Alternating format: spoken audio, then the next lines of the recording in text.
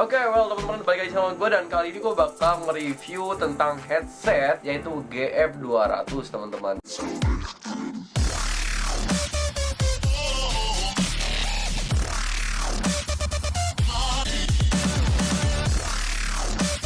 Headset GM200 teman-teman, dan ini adalah headset dengan harga yang menengah, updatean dari GM100 teman-teman.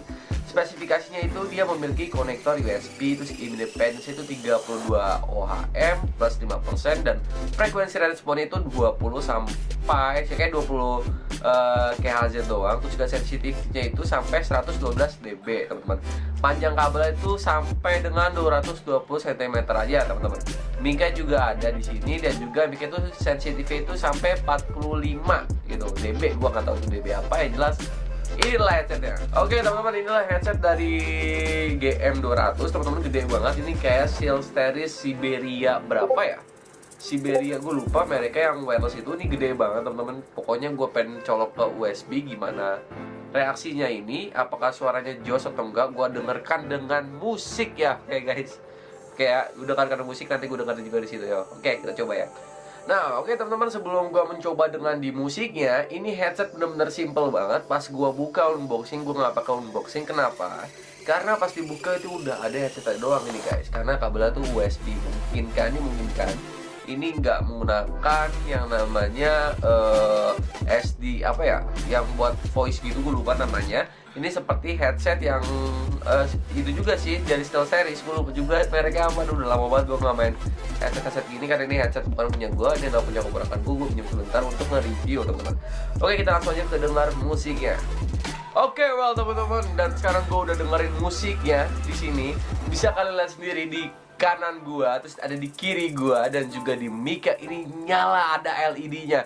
Gua benar-benar suka banget teman-teman. Cuman di sini gua belum melihat panduannya itu ada yang namanya softwarenya atau enggak, karena kalau misalkan ini bisa diganti-ganti atau RGB itu benar-benar mantap banget teman-teman. Dan gue pengen lihat di sini ialah gaming testnya. Gue nggak lihat ada LED ya teman-teman. Maksudnya itu RGB-nya ya. Mungkin warnanya seperti ini aja, warna biru teman-teman. Oh, kayaknya RGB sepertinya ya.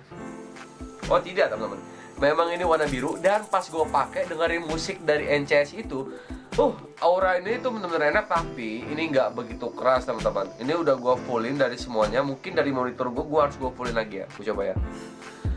Oke teman-teman, dari hasil gue mendengarkan musik ini nggak begitu nggak begitu hype banget. Tapi gue enjoy menggunakan ini. Bagi kalian yang punya kuping yang kecil, masuk ini pas banget teman-teman.